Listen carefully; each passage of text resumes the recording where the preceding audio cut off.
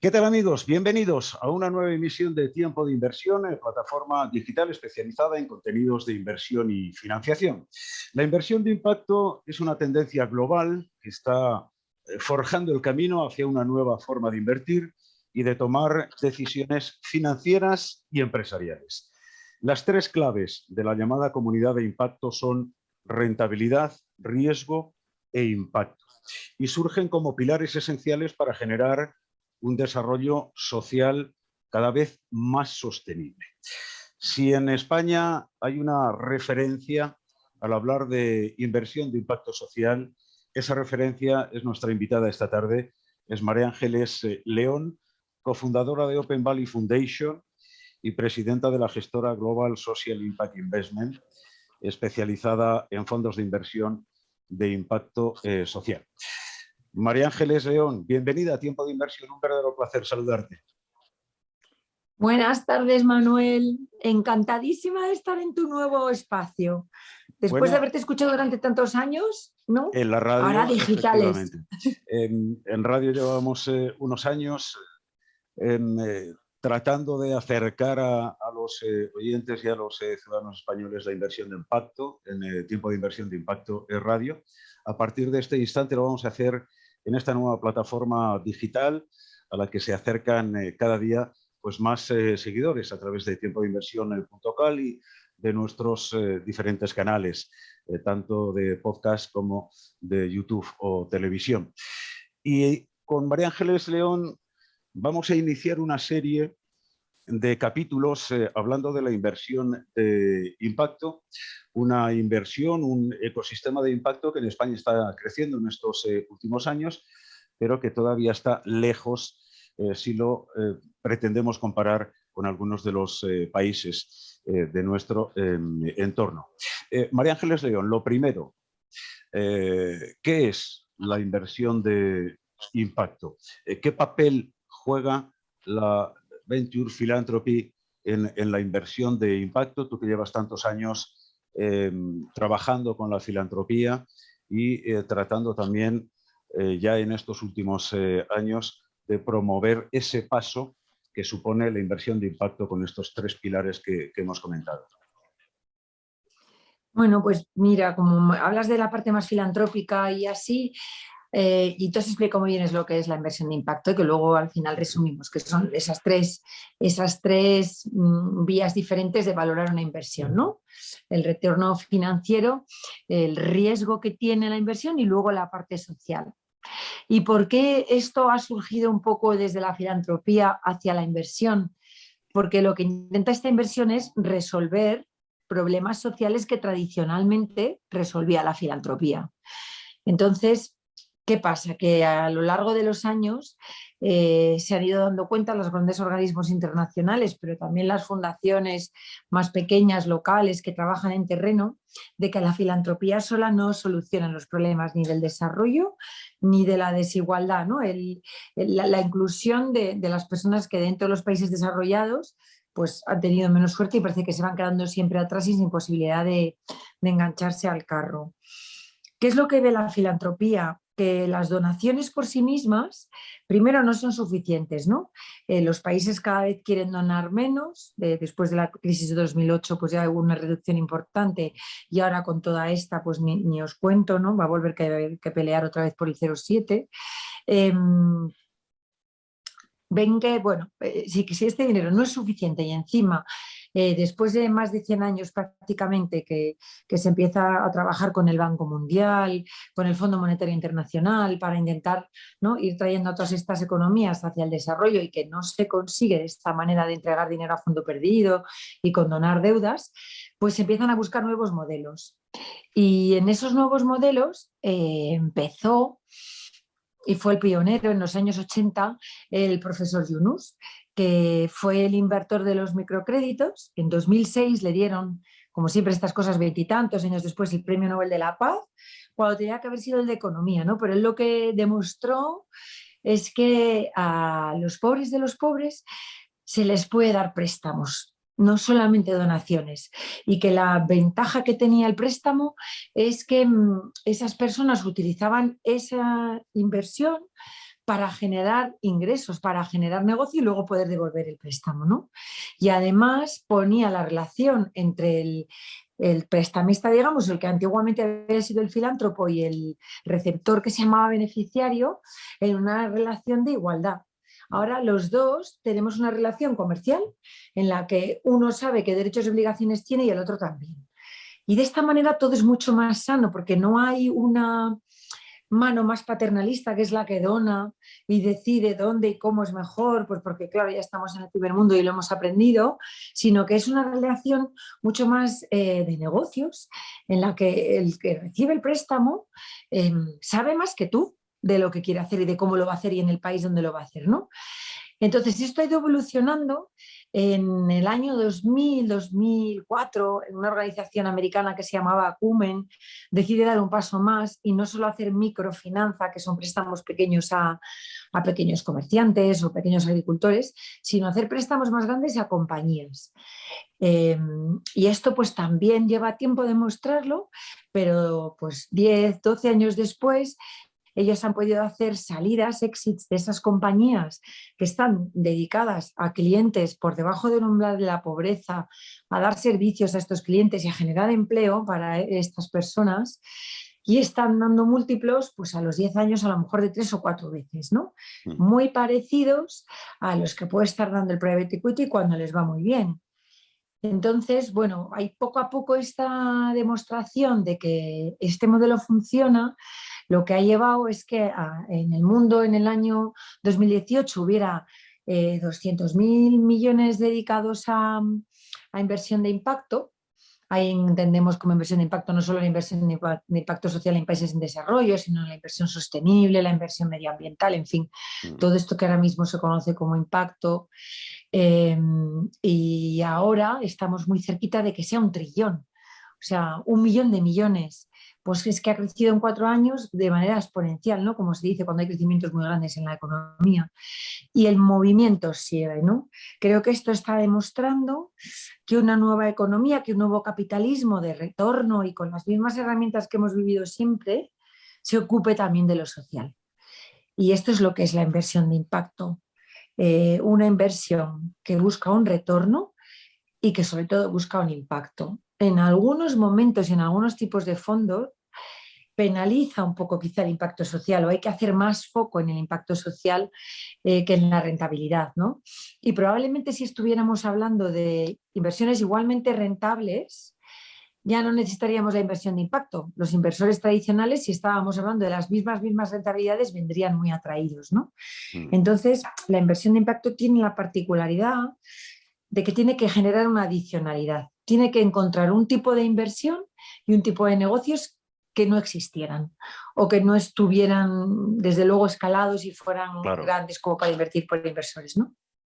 Que ya no te digo más. Esta relación, María Ángeles, entre capitalismo y social, entre social y rentabilidad, entre pequeños emprendedores y devolución de préstamo, es difícil de explicar, es más difícil de entender, de hacer llegar que sí, que se puede unir estos conceptos que inicialmente o hasta hace algunos años eran, en fin, chocaban directamente. Sí, pues es difícil, Manuel, es bastante difícil de explicar y sorprendentemente es más fácil de entender para el mundo de la inversión que para el mundo de la filantropía, ¿no? Pues porque los inversores ya entienden de lo que es una relación de inversión, de ahorro, de emprendimiento, ¿no? Y sin embargo, en el mundo de la filantropía, aunque hay muchas fundaciones que también se dedican a generar modelos de negocio, en general es más la ayuda asistencial. Es muy difícil y a la vez es muy bonito, ¿no? Porque yo creo que une dos mundos que estaban casi enfrentados, ¿no? Tú no podías ser un capitalista y además tener una conciencia social y tampoco podías ser una persona dedicada a lo social y querer comprarte una casa prácticamente, ¿no? Es como que chocaba tanto que, bueno, que eran mundos muy aparte. Esto lo que viene a demostrar, primero es que esto es posible, ¿no? Pero yo creo que este movimiento se genera porque en el mundo desarrollado el capital ya ha dado muchas vueltas, ya genera mucha rentabilidad, ¿no? Sobre el mismo y otra vez sobre la rentabilidad volver a generarla. Y creo que ha llegado un momento de riqueza y bienestar que nos permite hacer unos planteamientos de quizá este capital se le puede dar otro uso, ¿no? Y eso unido con que el capitalismo así, digamos, más radical está sufriendo el capitalismo radical se está repensando, ¿no? Parece que el modelo tradicional capitalista ha dejado a mucha gente atrás y se quiere corregir. Entonces, estos dos movimientos, estas dos fuerzas son las que hacen que se puedan hacer fondos de inversión que resuelvan problemas sociales. Es un capitalismo social, digamos, o un filantrocapitalismo, ¿no? Un terreno gris en el que podemos convivir diferentes maneras de entender la economía y el desarrollo y diferentes ideologías también, ¿no? De organización política y de la sociedad. Cuando hablamos de fondos de inversión de impacto,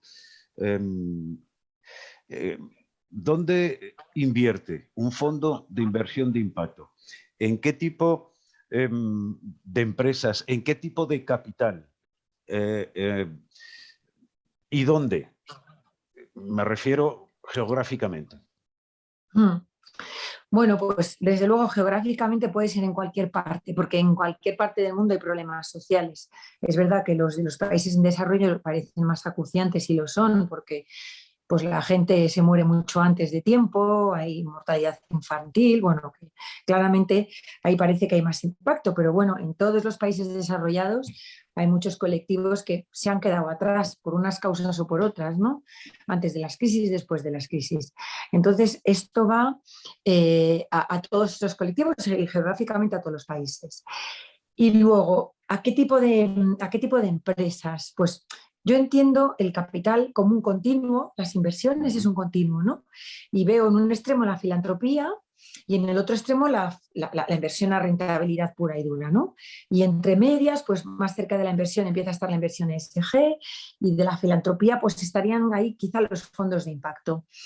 Y estas ofertas de capital están atendiendo unas demandas, todo esto es el mercado. Yo tengo este capital, surgirá esa demanda para ese capital y al revés, ¿no? Nunca se sabe muy bien qué ha sido primero el huevo o la gallina en los mercados.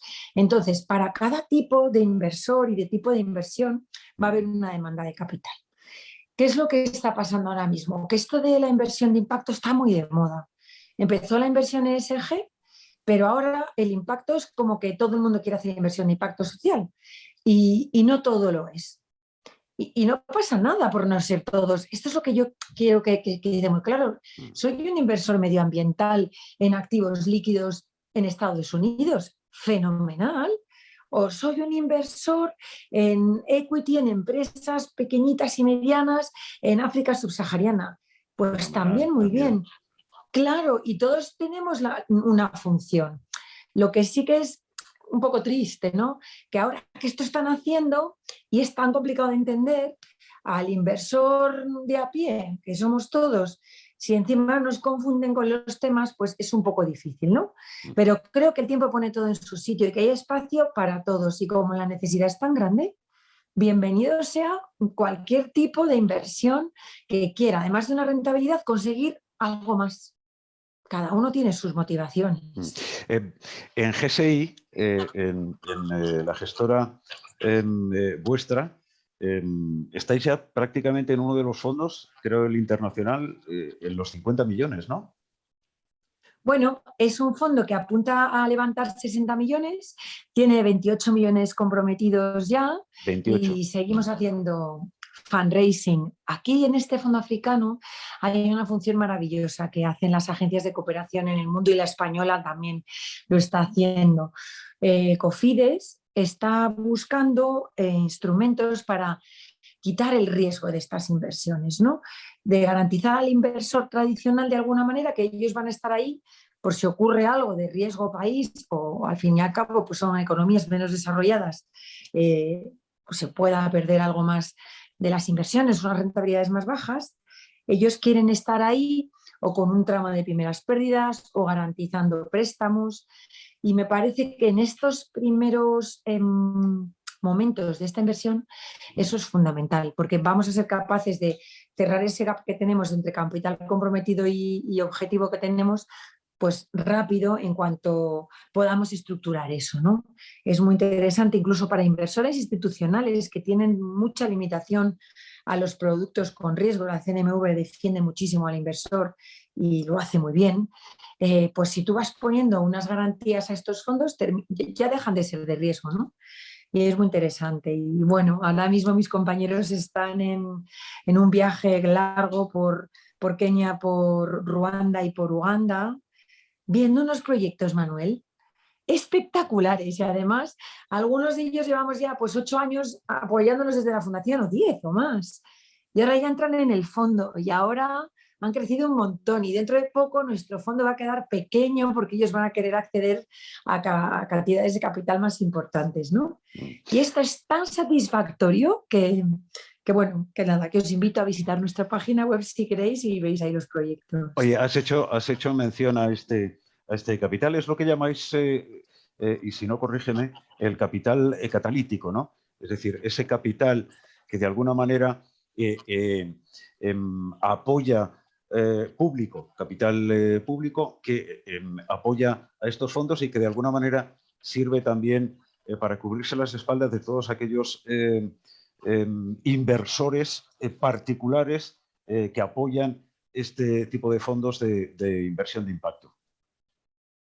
Sí, esto lo han bautizado los americanos, Catalytic Capital, pero está muy bien visto porque lo que intenta es catalizar, ¿no? Hacer un pelín más rápido la inversión del sector privado en este tipo de vehículos. Y es muy importante este capital catalítico en estos primeros momentos, ¿no? Yo siempre lo asemejo mucho a la energía solar, ¿no? ¿Cómo empezó en España? Pues totalmente subvencionada. Esas subvenciones eran capital catalítico, que lo que querían era acortar los plazos de poder hacer una transición a una energía más sostenible, ¿no? Pues esta industria necesita también, si queremos acortar esos plazos, y creo que en la sociedad nos damos cuenta del sentido de urgencia que hay, pues que se dedique parte del capital a esto, ¿no? A quitar riesgo, a apoyar, a hacer asistencias técnicas a proyectos que los necesitan, ¿no? Tanto fundaciones como administración pública están en una situación buenísima, porque además la administración te pone la garantía, pero es muy probable que nunca la tenga que ejecutar. Claro. No se convierte en un coste para ella, eso es un activo que veremos a ver si en algún momento pasa a ser un pasivo, ¿no? Entonces me parece que es un ganar-ganar para todos, ¿no? Y en las fundaciones lo mismo. Del fondo de fundaciones hablaremos. Lo hicimos en su día en la radio con una tertulia del fondo de fundaciones. Intentaremos recuperar, desde luego, en fin, aquella misma idea para ir transmitiendo cómo las fundaciones se van incorporando precisamente a esta inversión de impacto. Hablábamos del fondo internacional que tenéis, pero a través de GSI, no sé si ha sido este mismo año o a finales del pasado, habéis puesto en marcha un fondo de inversión de impacto en empresas españolas. Es decir, que aquí también hay emprendedores, pequeñas compañías que necesitan precisamente de estos fondos para ir poco a poco rodando y mejorando. Sí, pues es que a ver, nos pasó al ver la demanda, ¿no? Vimos, caray, es que hay un montón de empresas en España que no están consiguiendo esta financiación. Cuando una empresa nace con una intención social, nace para resolver un problema social, pues a veces tiene hándicaps, ¿no? Ya es difícil montar una empresa, ya sabéis los ratios que se manejan en los MBAs, el 90 y tantos % de las ideas empresariales pues se acaba yendo al garete, no sobrevive 3 años, ¿no? Pues cuando un emprendimiento social todavía es más difícil, por un lado, y por otro lado, sin embargo, lo que estamos viendo es que son muy resilientes. Cuando un emprendedor tiene ganas de resolver un problema, aguanta carros y carretas. Entonces, este fondo que conseguimos cerrar en diciembre con cerca de 9 millones, ya hizo su primera inversión. antes de final de Sí. año?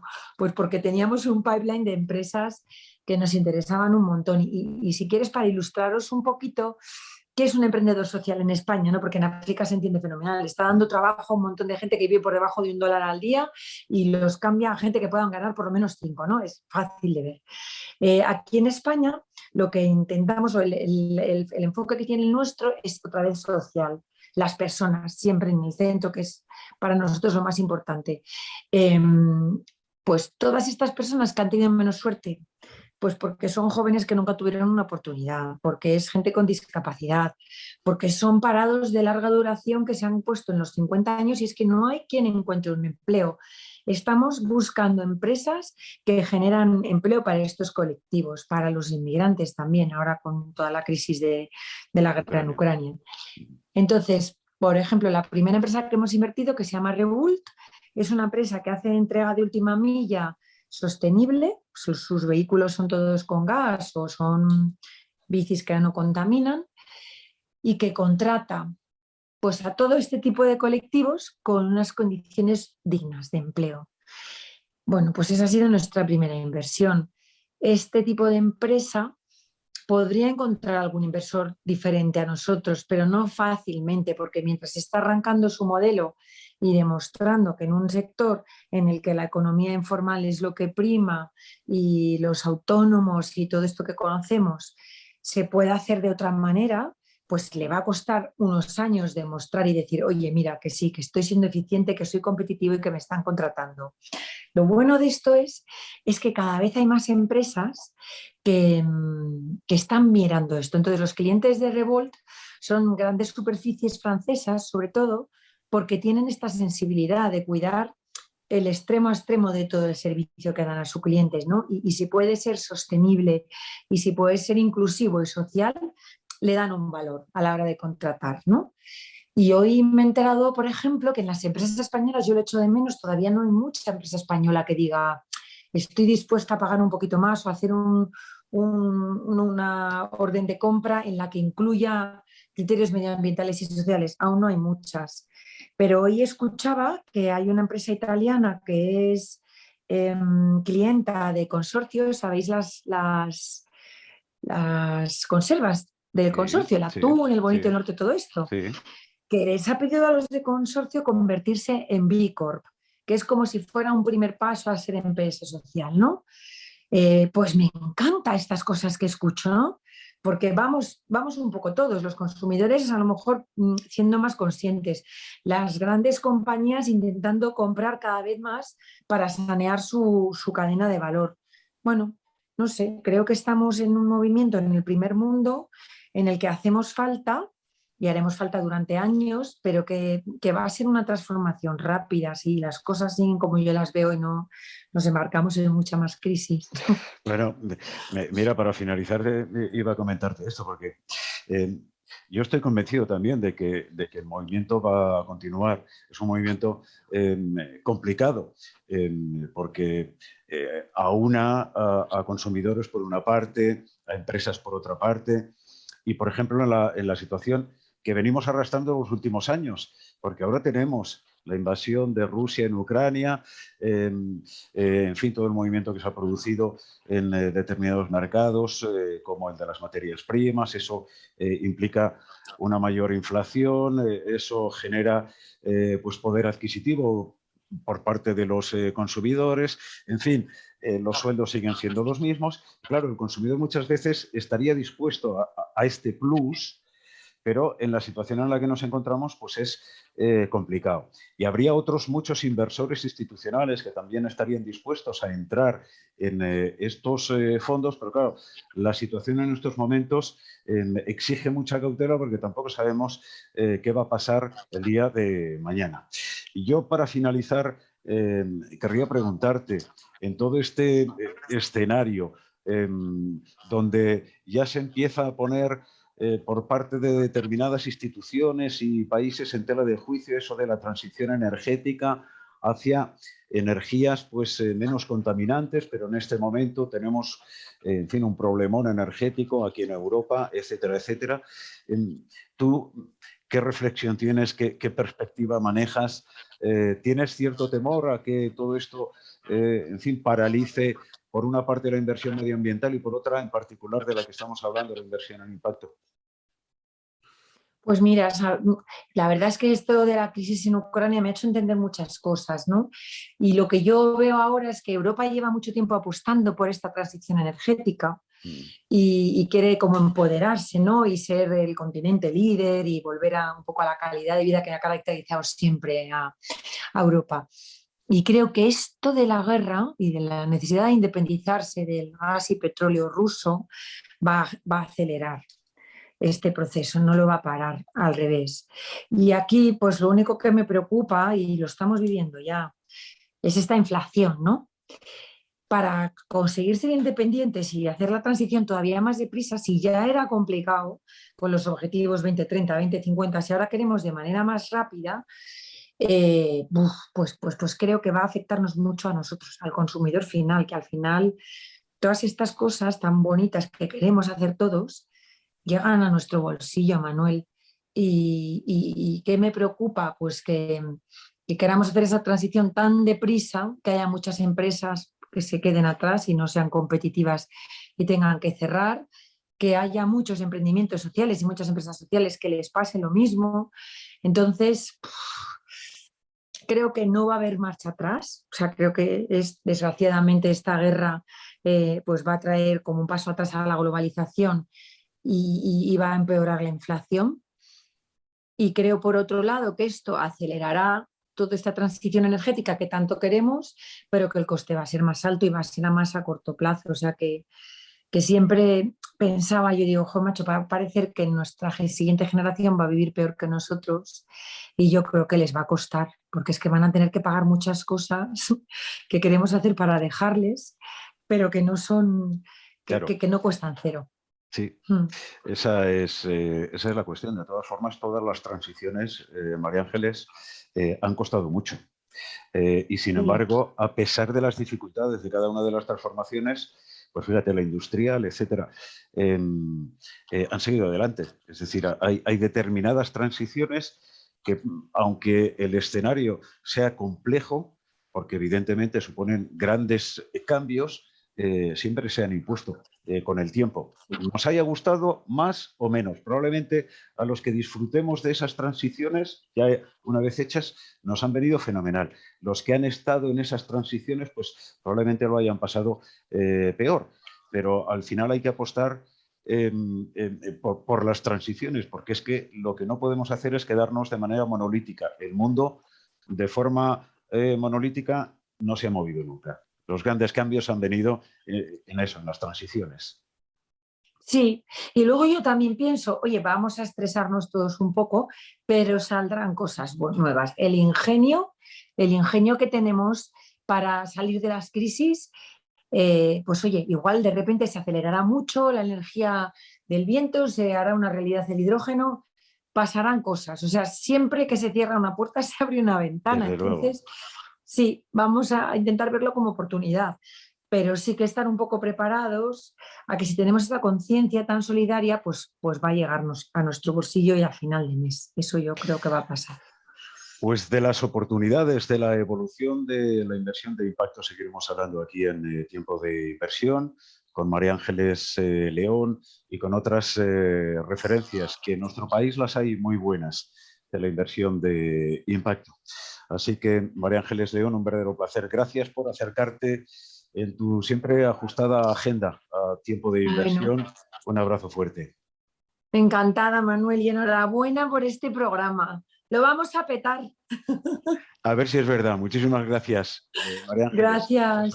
Buena tarde. Hasta la próxima.